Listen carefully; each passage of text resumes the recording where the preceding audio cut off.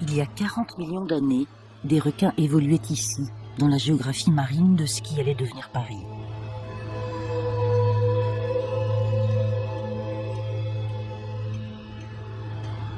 Sur la colline du Trocadéro, un chantier a mis à jour des roches fossiles incrustées de coquillages et de dents de requin.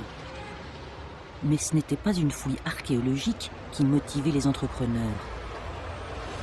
Derrière les palissades, un projet ambitieux est en train de prendre forme, reconstruire totalement le vieil aquarium du Trocadéro pour en faire un des plus beaux et des plus modernes d'Europe.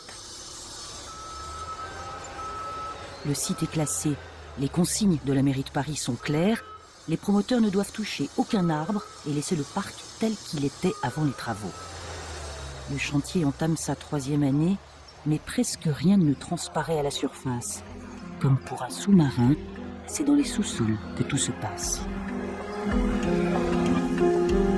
Théoriquement, l'aquarium doit être livré dans 3 mois, mais aujourd'hui, l'urgence est de remplir les bassins. Oui, lundi matin, mardi matin. Non, pas lundi, mais est-ce que dans la semaine, moi, s'il est rangé.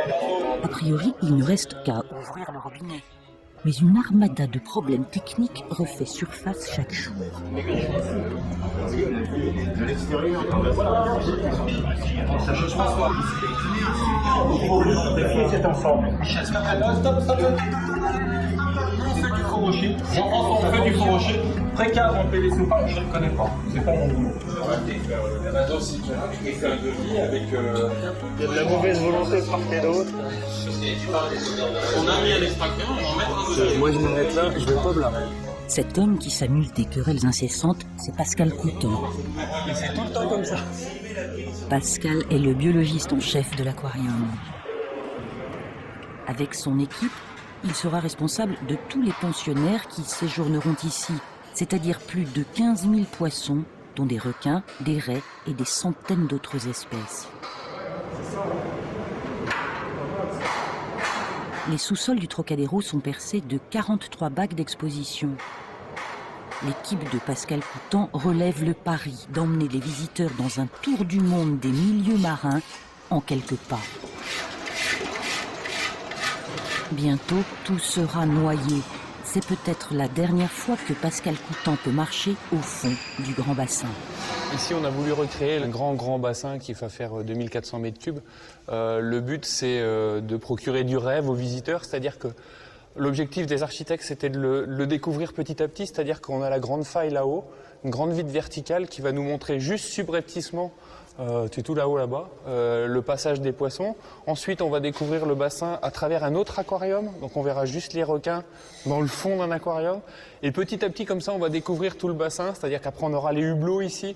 Après, on sera sous la grotte, on va avoir une trentaine de requins, plein de sortes de raies. Et donc, quand on va être dans le tunnel, on va avoir les nuages de raies qui vont nous passer au-dessus de la tête, des gros requins qui vont passer. Je pense que ce sera vraiment grandiose. Les paysages marins s'élèvent en béton. Des grottes, des stalactites et des orgues basaltiques apparaissent sous les truelles des artistes. À la demande de l'architecte et des concepteurs, c'est vraiment leurs idées, c'est eux qui voulaient mettre ça. Donc on essaye de concilier à la fois les aspects biologiques et les aspects décoratifs. Mais là, c'est vraiment crucial au niveau de la décoration. T'as combien de temps pour sculpter, en fait? J'ai la journée. Donc à 14h, de manière que j'ai réussi ou pas, c'est mort, c'est fini. Ça sera du plomb. Et c'est comme ça depuis 9 mois. Mais c'est le dernier bassin. Ouais, quand même. C'est le dernier bassin. On y arrive.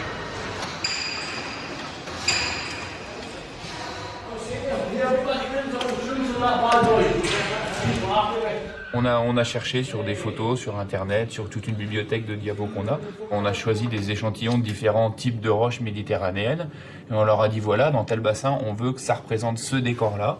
Et donc le sculpteur a réalisé avec son talent d'artiste en plus, c'est-à-dire qu'il a chaque artiste, chaque décorateur a utilisé sa propre touche dans des bassins pour donner une personnalité au bassin. Pour mettre de la vie dans ces rochers, Pascal a lancé un appel d'offres à tous les professionnels de la pêche. Le bac Méditerranée sera peuplé par Gérard Carodano, marchand de rêves et de couleurs sur la Côte d'Azur. Ce qui serait dommage de rater en Méditerranée, c'est les couleurs et les propriétés fluorescentes de certaines espèces. Encore faut-il être plongeur ou pêcheur pour connaître et pour imaginer lorsqu'on est au fond, on se dit tiens ça va avoir de la gueule. On va mettre ce nudibranche, on va mettre cette gorgone ou on va mettre cette éponge. Avec la lumière, on va arriver à faire quelque chose de génial, on va faire rêver les gens.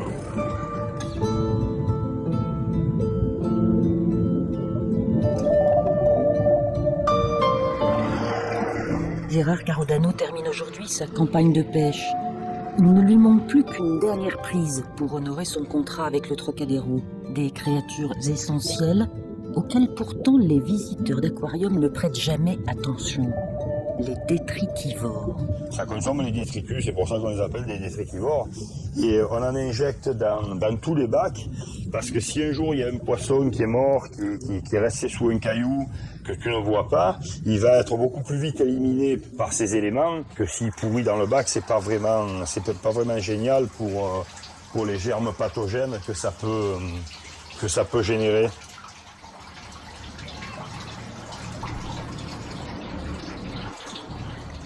Vice-champion du monde de plongée, Gérard Carodano s'est installé au bout des chantiers navals de La Ciotat. Dans les profondeurs de ses filets, la collection automne-hiver de poissons est au complet, la touche finale d'une traque de plusieurs mois pour présenter les plus belles pièces.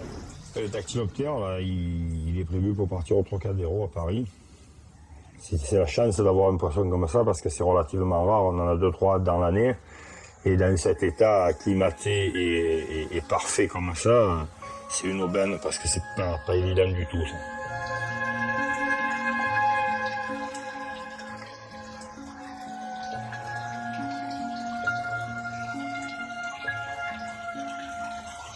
Dans les réserves d'un artisan de la mer, les poissons sont à l'étroit.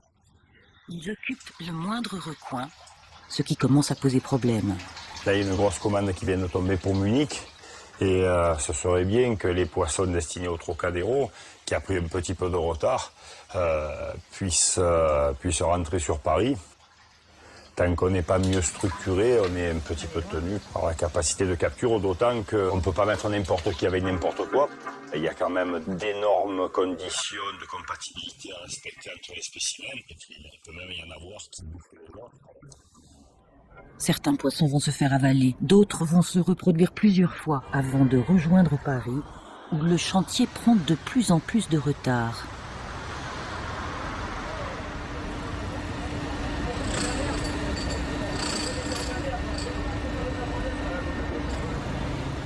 Gérard Carodano n'est pas le seul à piétiner.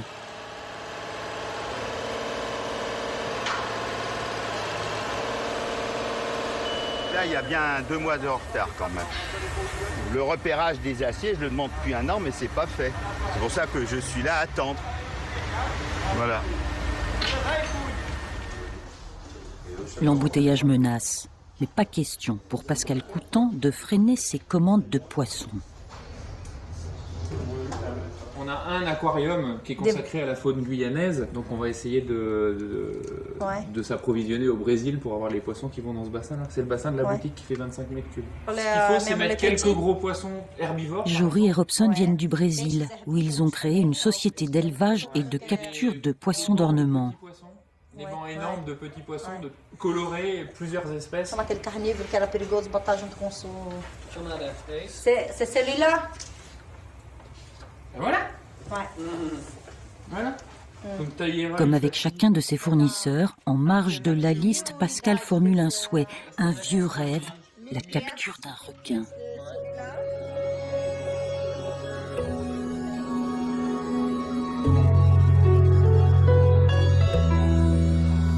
La commande en poche, Jory met le cap sur le Brésil et ses 8000 km de côte.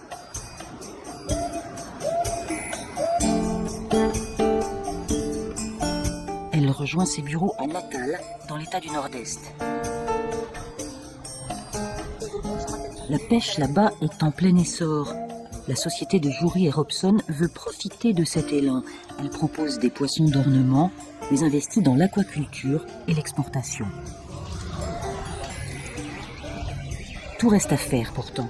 Malgré un énorme potentiel, le Brésil occupe seulement le 27e rang mondial des producteurs de poissons. La pêche est très souvent artisanale. Une aubaine pour Robson qui traque jusque dans les gargotes du port des spécimens bien précis. Je pense qu'il y a beaucoup de poissons comme celui-ci. Il faudra en trouver. Voyez le jaune, il est superbe. Si vous pouvez en attraper, on vous les achètera tous. Il y a des marrons par ici, mais nous voulons des jaunes avec des petites taches noires comme celui-ci. Alors si vous en trouvez, nous on en veut. Oui, c'est un baiacu. Jory et Robson sillonnent le pays. La pêche aux petits poissons a été rapidement lancée. Ils ont le temps d'organiser leur chasse aux requins. On va voir Carlos qui pêche le requin depuis plus de 20 ans. C'est le seul par ici. Il le recherche pour sa viande, mais il lui arrive aussi d'en attraper de vivants. Pour rencontrer Carlos, il faut aller jusqu'au Cap San Roque, la plage du Brésil la plus proche de l'Afrique. Vous attrapez des requins? Et seulement des requins? Non. On rapporte aussi d'autres pièces. Bon, ben, je vous souhaite un bon voyage et qu'il soit un succès. Carlos possède deux choses. Une expérience de 25 années passées en mer et un bateau tout à lui. Un sacré capital. Le Brésil compte 50 millions de pauvres, près d'1 sur 2 vit dans le nord-est. Faudrait que vous veniez quand on pêche. On passe 4 ou 5 jours en mer. Et quand on revient, notre distraction c'est ça. On joue et on boit. Parce que le métier est difficile. Vraiment. La mer est difficile. Le travail est difficile. On doit de l'argent, on en doit beaucoup. Et pour payer nos dettes, il faut qu'on reste en mer malgré les tempêtes et les orages. Mais un dicton du Nord-Est l'affirme. On ne meurt de faim ici que si l'on refuse de pêcher. Carlos connaît une zone, à une dizaine d'heures de navigation, où le bateau aura une chance de croiser la route des requins.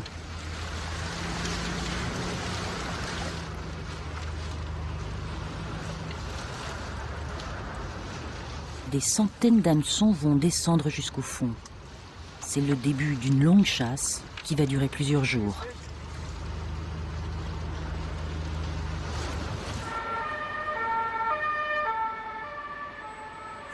Sur le chantier parisien, les ouvriers achèvent l'aménagement du grand bassin.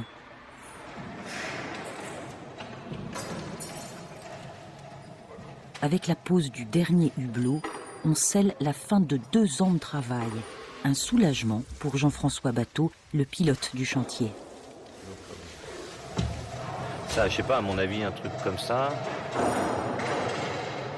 oh, ça vaut au moins, je sais pas, au moins 3 000 €. Celle-là. Donc quand on sait qu'on en a de l'autre côté qui font presque 50 mètres carrés, 30 cm d'épaisseur, 24 tonnes, c'est le prix d'une belle petite maison. C'est pas grave, je pourrais remplacer le hublot, mais pas vous. Brian, il vient du Colorado, donc là, il vient un petit peu spécialement pour installer le dernier vitrage. Des gens capables de fabriquer des vitrages de cette taille-là, donc pas celui-là, c'est pas le bon exemple, mais ce qu'on peut avoir dans les plus gros. Il y en a 2 ou 3 au monde, dont 2, je crois qu'il y en a 1 ou 2 au Japon et eux aux États-Unis.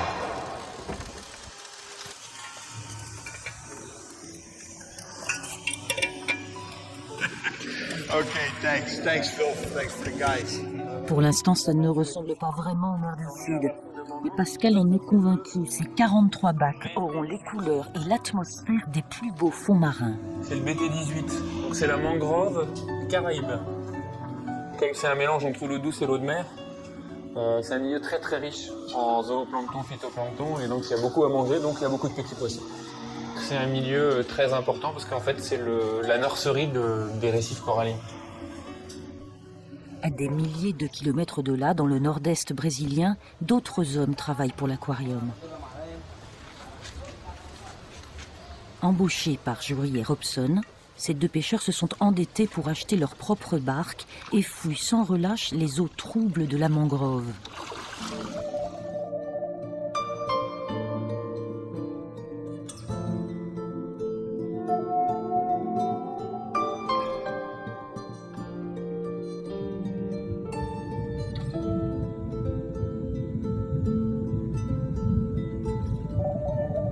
Un hippocampe.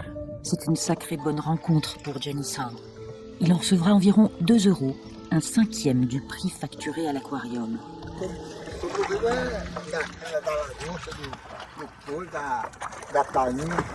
Pour survivre ici, je dois travailler du lundi au lundi. Je démarre la journée quand la marée est au plus bas. Je ne pourrais pas embarquer sur un bateau de pêche. Ce serait trop fatigant pour moi.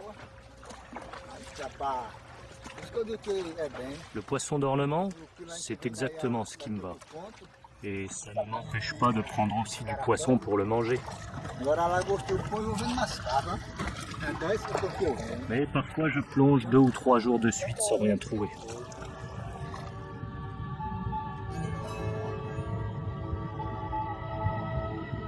Sous l'eau, Jennison file à toute vitesse sans un regard pour les poissons communs ou vénéneux.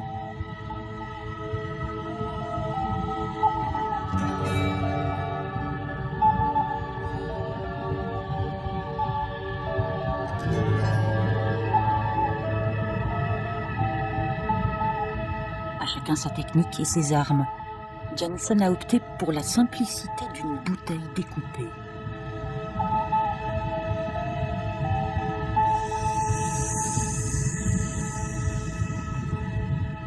Dans ses mains, le piège est imparable. La cueillette va se prolonger tout l'après-midi.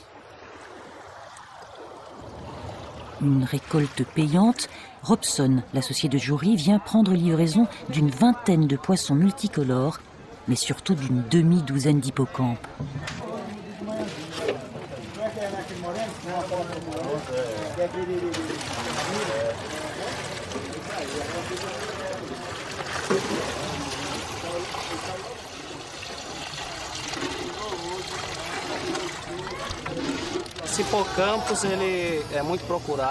Cet hippocampe est très recherché.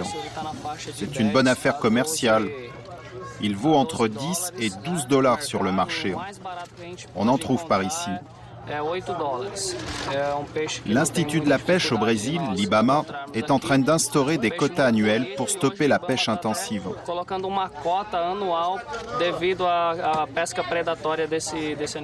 Chaque entreprise de pêche comme Aquabrasil a droit à 1000 hippocampes par an.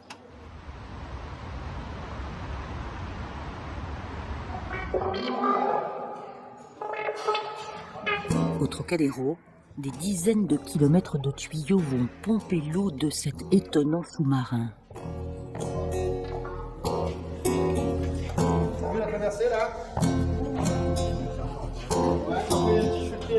Plus de 4 millions de litres d'eau à saler, à propulser dans tous les bassins. 4 millions de litres d'eau à purifier et à dessaler avant de la rejeter. De l'eau, de l'air, la vie.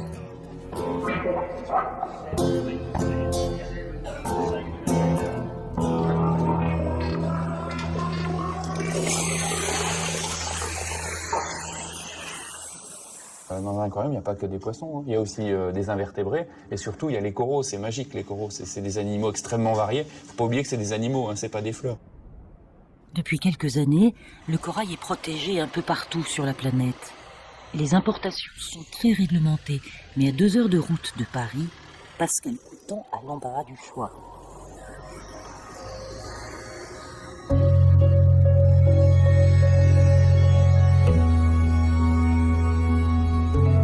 Nausicaa, l'aquarium de Boulogne-sur-Mer, s'est spécialisé depuis quelques années dans la reproduction du corail.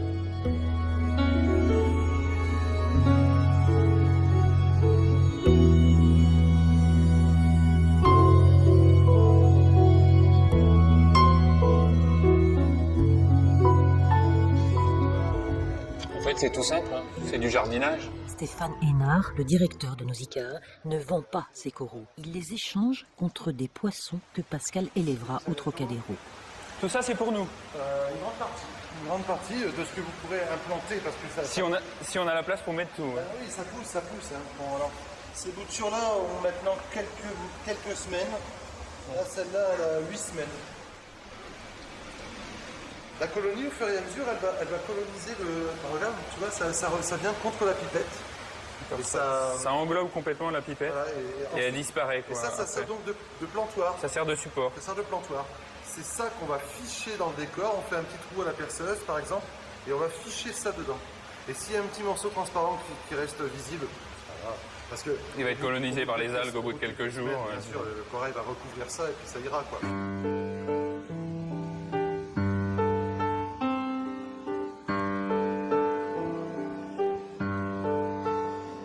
Après une leçon de travaux pratiques, Pascal n'a plus qu'une seule question à se poser.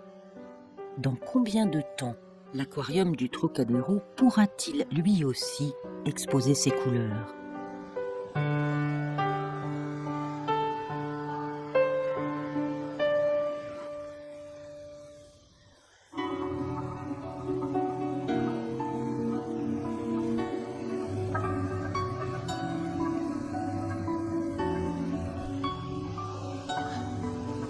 On va remplir un bassin de 2500 mètres cubes avec un tuyau d'arrosage, c'est pas mal. Hein, c'est parti.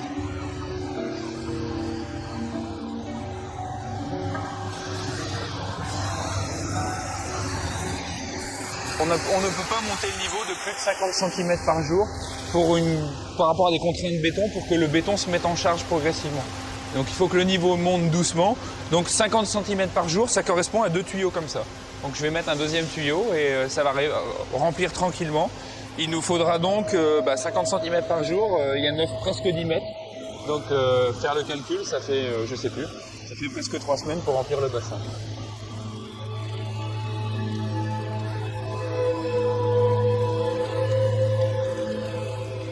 Pendant qu'à Paris, le niveau monte lentement, de l'autre côté de l'Atlantique, Carlos et son équipage poursuivent une pêche jusque-là sans succès.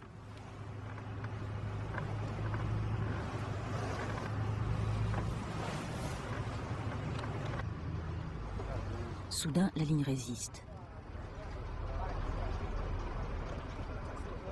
Ah, il y en a un là, juste en dessous. Le câble est lourd comme une enclume. C'est un requin marteau de plus de 80 kilos.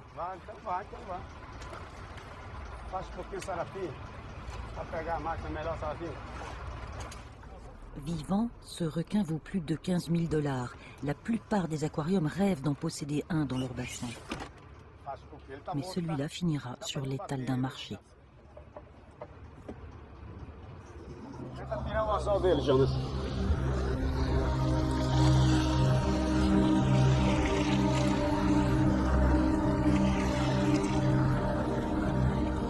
Encore une nuit à attendre.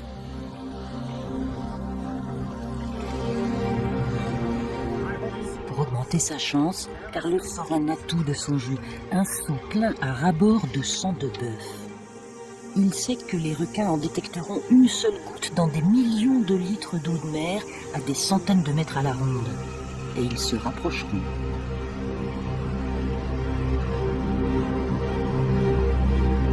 C'est confirmé. Carlos est en train de croiser la route des requins. En quelques heures, il en a pêché 3, mais ils sont tous morts. Cette fois, la ligne s'agite. Il est parti. Il s'est décroché, il s'est libéré. Ouais, regarde. Il s'est échappé, il reste dans les parages. Regarde-le, regarde-le. Je pense que c'est une sorte de décompression qu'il fait. Il prend son temps avant de redescendre. Regarde, il est toujours là. Il va faire des allers-retours et puis il descendra. Mais bon, il a réussi à se détacher, il a gagné sa liberté.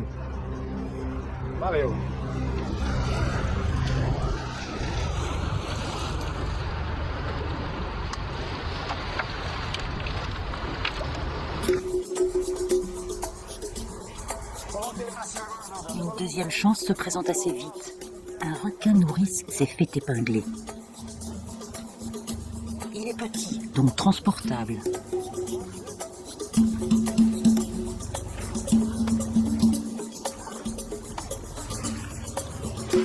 Pour le garder vivant, il faut le remonter sans le blesser.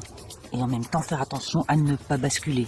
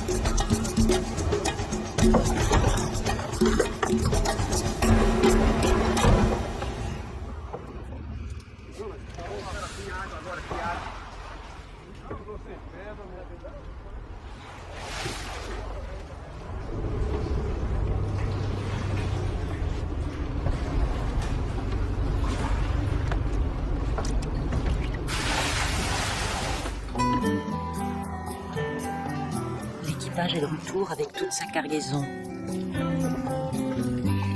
À marée basse, le bateau ne peut pas accoster. Il faut transporter les prises sur une barge pour rejoindre le village.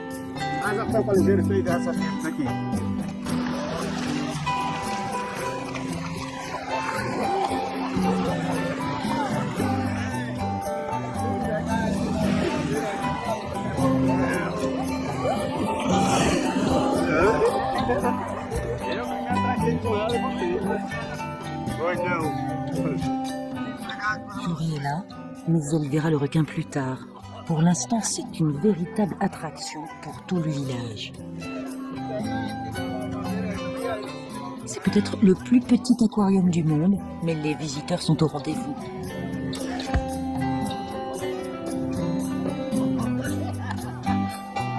Parmi toutes les photos prises ce jour-là, l'une d'entre elles partira en courrier électronique à l'adresse de Pascal Coutan.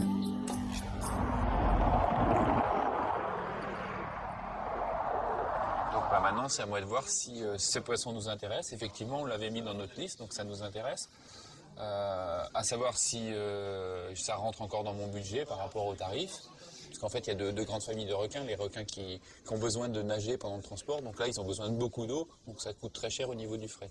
Puis après, il y a les requins type requin nourrice qui peuvent respirer sans nager. Donc là, ça coûte beaucoup moins cher. Un requin, ça commence à je sais pas moi, 2500 $ ou euros, c'est à peu près la même chose.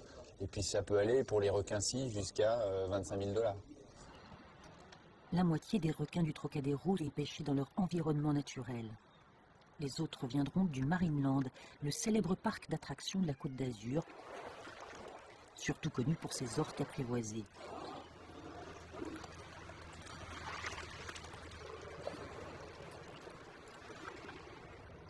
Mais le Marineland est aussi le premier au monde à avoir maîtrisé la reproduction de requins gris et à se lancer dans le commerce de jeunes requins sous la conduite de John Kershaw. Le secret de la reproduction dans toute espèce est un équilibre des paramètres qui jouent dans la reproduction, c'est-à-dire le bassin compte pour beaucoup, la qualité de l'eau et les animaux présents. Il faut ce qu'il faut. Il faut un ou deux mâles, de préférence à peu près dominants, et des femelles disponibles et adultes, bien sûr, et en âge de se reproduire. Et à partir de là, le cycle se déclenche. Et une fois que le cycle est déclenché, il faut essayer de maintenir l'équilibre en permanence pour que la chose continue. On va choisir celle qui très visiblement porte quelques bébés dans son ventre. Ça sent nos bébés pour printemps-été 2006.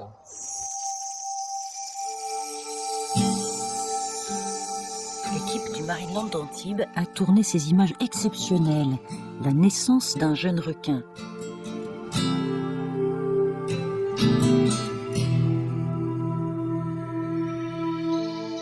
Les bébés squales seront aussitôt transférés dans un autre bassin pour les protéger de l'appétit de la famille.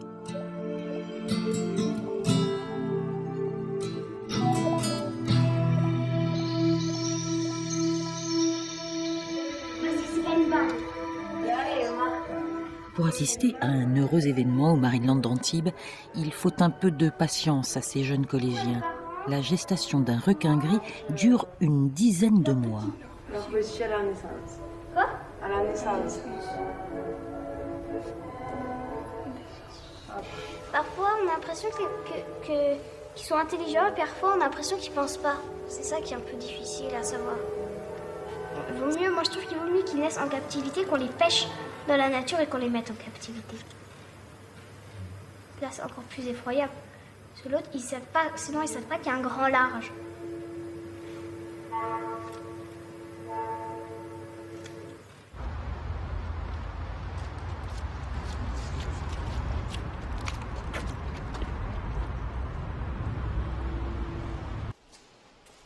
À Paris, dans les bassins du Trocadéro, le niveau de l'eau grimpe depuis 10 jours.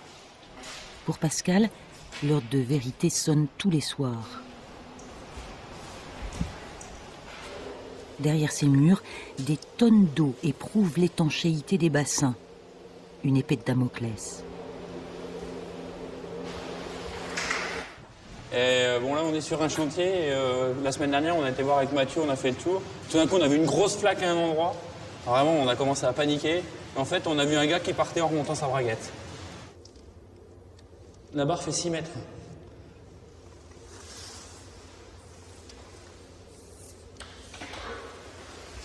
Le niveau est là. Ce matin, à 8h30, on doit être à peu près à 4,15 m par là.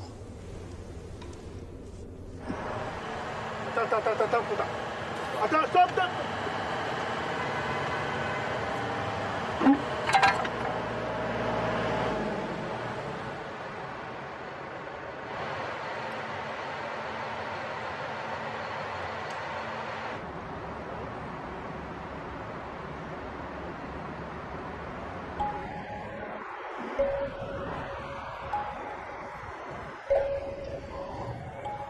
Que ce soit pour un aquarium de salon ou pour un ouvrage aussi grand, c'est le même cauchemar qui menace.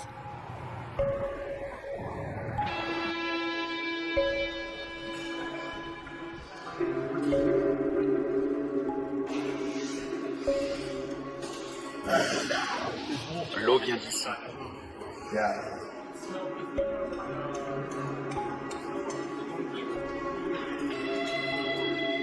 Il y a urgence.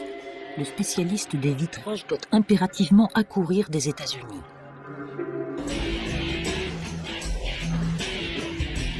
Deux jours plus tard, Brian débarque du Colorado avec une pompe à silicone, de la teinture et l'humeur des mauvais jours. Pascal, par où on descend?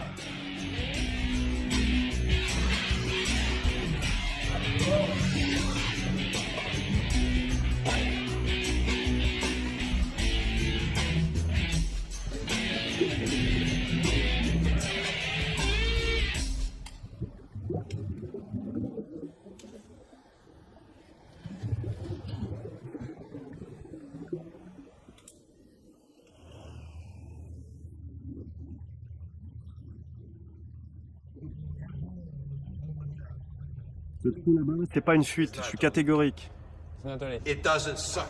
Il n'aspire pas la teinture. La teinture était dans le trou, et quand j'ai mis le silicone, tout est ressorti. S'il y avait vraiment une fuite, la teinture disparaîtrait dans le mur. Ça vient d'ailleurs, derrière les rochers. C'est pas dans ce trou. Je peux pas te dire où. Il faut que tu cherches. On n'est pas à l'humidité, on est dans l'eau. Non, enfin, on n'en est pas loin, quoi. Les éclaboussures d'eau partout. On n'en est pas. Et c'est pour ça que... Enfin, écoute, on verra demain, on saura demain après-midi. Je sais pas trop. Le lendemain, les entrepreneurs et le directeur de l'aquarium décident d'employer les grands moyens. Il faudra donc d'abord baisser le niveau d'eau afin de détruire les décors, d'accéder aux étanchéités et de les réparer. L'eau est à la fois notre source d'attraction, mais sera dans le même temps notre source d'ennui.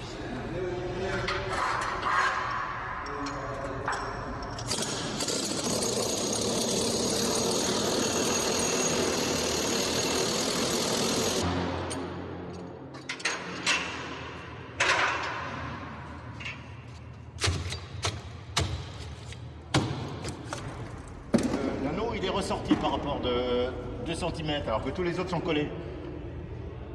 Donc on peut avoir un problème de fuite ici au niveau du... Donc je vais dégager le béton qui est autour, le scratch. Quand on a fait la première couche, c'est pour ça que je dégage ici. Et puis on va vérifier. Et je vais casser le deuxième décor derrière en bordure, s'il y a un anneau. Parce que là, il y en a aussi, certainement. Ouais, donc autant, autant tous les vérifier. Ouais. Et dans le deuxième décor, tu vois pas de trou de perceuse des fois? Là, non, j'ai pas assez dégagé. Parce que je veux casser le minimum. Je suis obligé de casser jusque là, je pense. Parce que tu vois, le polyane, il passait ici, là.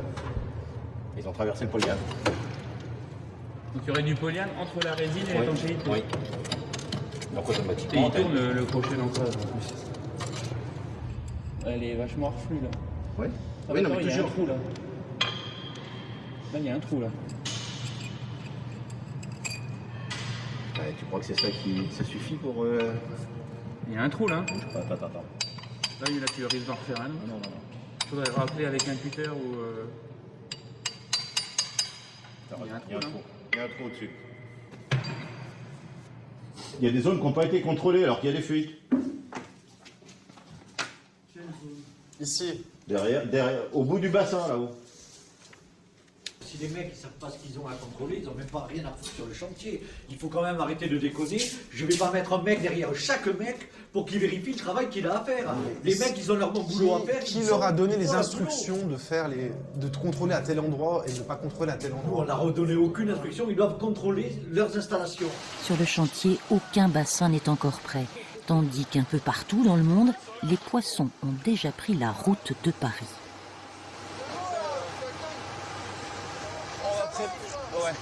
Bon après, tu peux préparer le camion pour cet après-midi pour que j'aille chercher les poissons en Lorraine. Ouais, okay. Et puis on va regarder aussi les bacs dans la quarantaine, parce qu'on attend encore les poissons du Japon, de Tahiti qui doivent arriver demain. Et puis qu'est-ce qu'il y a encore? Ah oui, puis il y a le Brésil qui va pas tarder, j'attends. Tiens, faut que je les appelle parce que j'ai pas de nouvelles.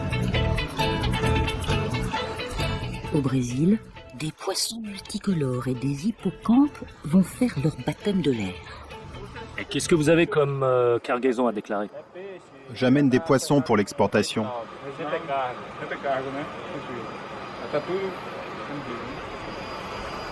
Le contrôle d'entrée de l'aéroport est bref, mais la procédure est suivie depuis longtemps par le service IBAMA, l'Institut brésilien de l'environnement et des ressources naturelles renouvelables.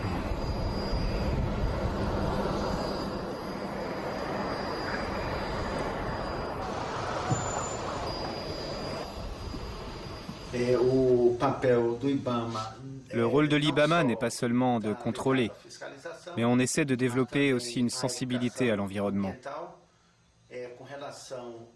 En ce qui concerne les poissons d'ornement, il est nécessaire que les sociétés soient enregistrées auprès de nos services.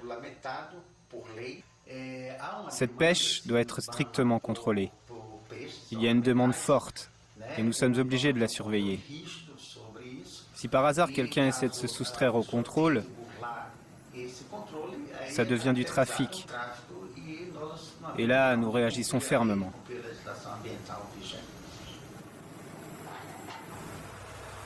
D'après les chiffres officiels, le trafic de poissons diminue au Brésil.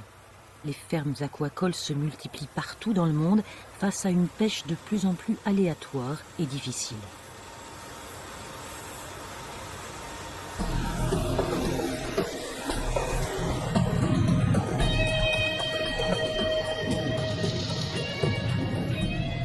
À ce rythme, dans une vingtaine d'années, les professionnels prédisent la fin du prélèvement en mer.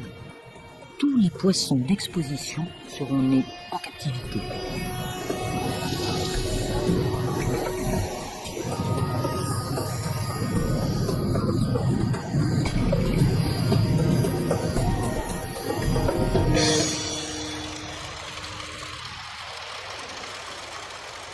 La facture de janvier pour l'eau, c'était 14 000 €. Alors, c'est pas tout imputé sur le bassin. non, Ça fait quoi Oui, c'est Pierre. le 90, Tu viens sur le croquant ou pas? 90%, c'est le grand bassin. Tu viens sur le croquant ou pas? Oui. Ah, attends. Pour samedi, 2 heures, tu peux m'allumer tous les bassins.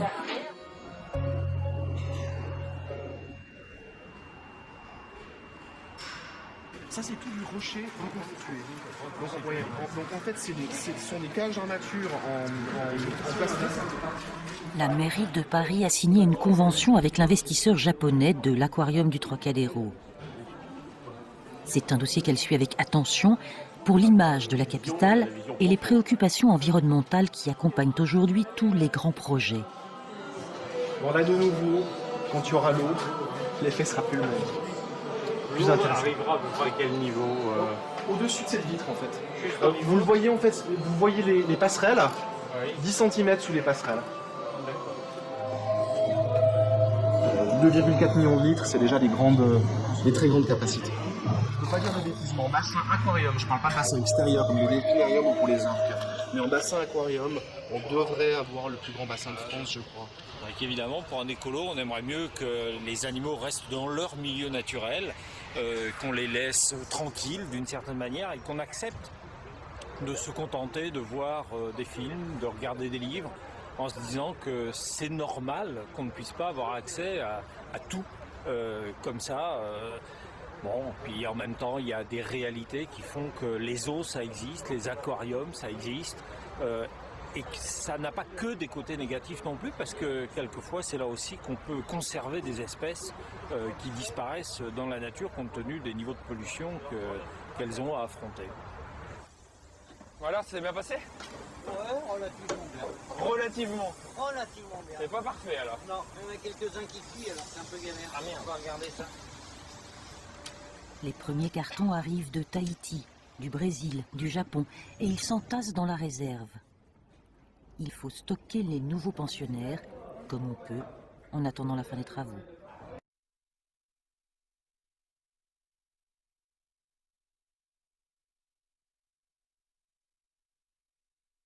Chaînés sous oxygène, les poissons ont tous été affaiblis par le voyage, certains plus que d'autres. Poisson perroquet. C'est les poissons qui sont très colorés, mais là ils étaient dans le noir, donc ils sont tout ternes. Il est un peu fatigué lui. Hein. On va les déballer vite parce que d'ici quelques heures il va reprendre ses couleurs. Là pour l'instant il est un peu stressé. Oula. Oula là là. Là ils sont pas. Il y en a un qui est vivant là-dedans, mais faut l'ouvrir vite. Encore un perroquet.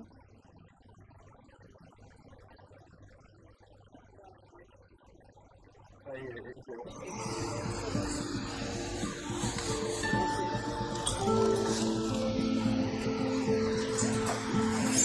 Là, je suis à 6, il est en température, on est à 24. Les vagues sont plus froides. Ouais. C'est Brasoma mellifera.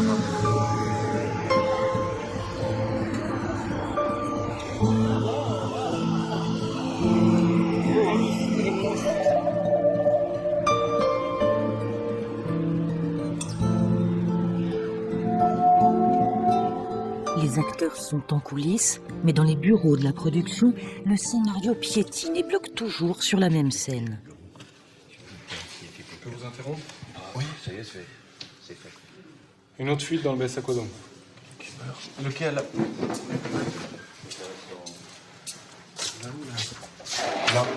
Oui. On est descendu sous le local. Ouais. Là, il y a le tuyau qui pénètre le voile, qui est le tuyau de surverse. Et on voit tout autour du tuyau l'eau sortir. Sur un T. D'accord. Alors, ça semble clair. J'en suis pas sûr. Est-ce que c'est pas un trou qui est plus bas? Et avec la pression, il pompe. Si je commence à casser les 5 mètres carrés, on n'est pas sorti de l'auberge hein, pour les refaire et tout. Le temps qu'on faire la cage, de refaire un scratch, de refaire tout cela. Il faudra encore 2 mois de travaux avant que l'aquarium puisse accueillir son public.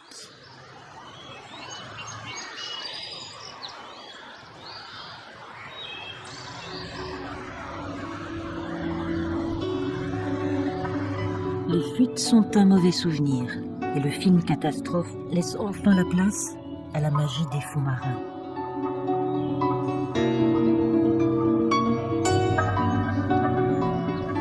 Des murs d'écran projettent des mangas asiatiques et des films aquatiques. Des images qui répondent aux chassés croisés des poissons du monde entier.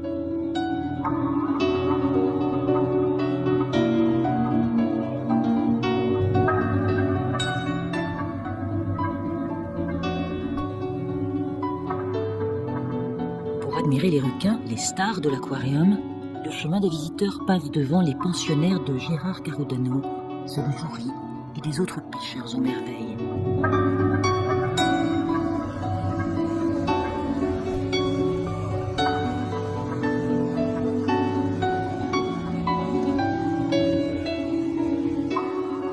Tout est en place pour la visite. Mais au bout de l'aquarium, le grand bassin des requins est absolument vide.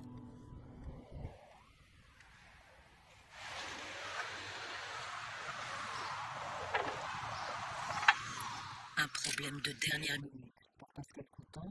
L'eau est trop douce pour les dents de mer. Impossible d'y plonger l'étoile. Il faut d'urgence rajouter plusieurs tonnes de sel.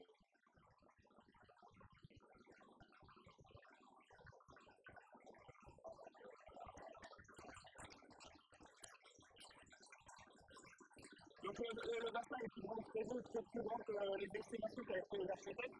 Et mon commissaire de requin, qui est arrivé dans les ventouses, m'a demandé à ce que la salinité soit exactement 34 grammes par litre